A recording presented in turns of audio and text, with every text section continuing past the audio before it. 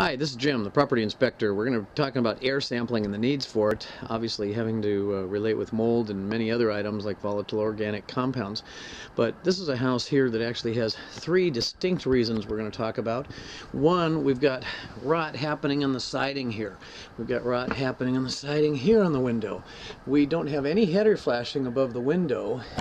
We don't have a kick-out flashing to keep the water going into the gutter from running down past the end of the gutter over the roof.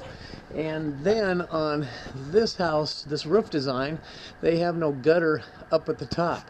So we're going to come back on the inside of the house here in a minute, and we're going to talk about three different total issues that have to do with major problems with water. Here we've got all kinds of staining that we can see on the wall, and it was reported that this house actually had a major plumbing leak. It's wintertime, and one of the things with this house too, it was winterized.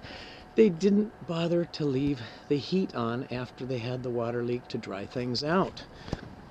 We're going to walk around to one other area before we go in the house and look at the different things that we find.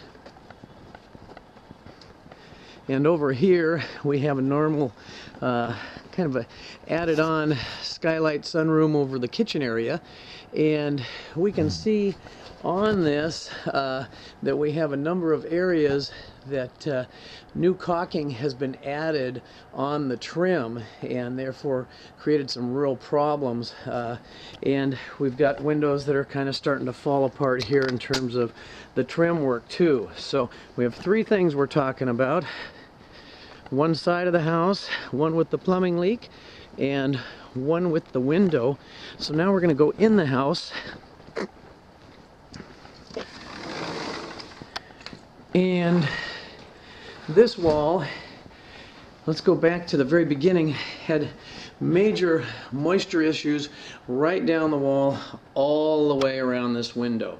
Now you can smell in the house that there is significant mold growing. This problem, we know how we could solve that, adding the kick-out flashing, the gutter, and the heading flashing, so that's easy.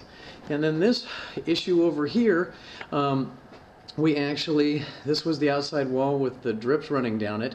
We had heavy moisture in these windows, and in the corner you can see how the paint is actually bubbling here.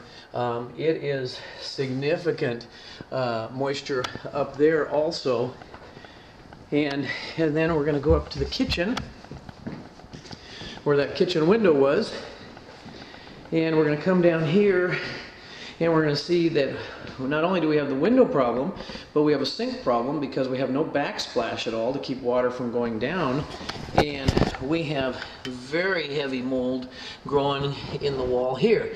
Now we know how we can solve this problem pretty easily. We can replace this and actually put a normal roof up here with a big skylight and a normal window and get rid of this type of window that typically always fails. That'll allow us to put a nice backsplash in at the top of the sink. That wall definitely needs to be opened up and cleaned out in terms of the mold, and the drywall replaced. Same with the wall around the window.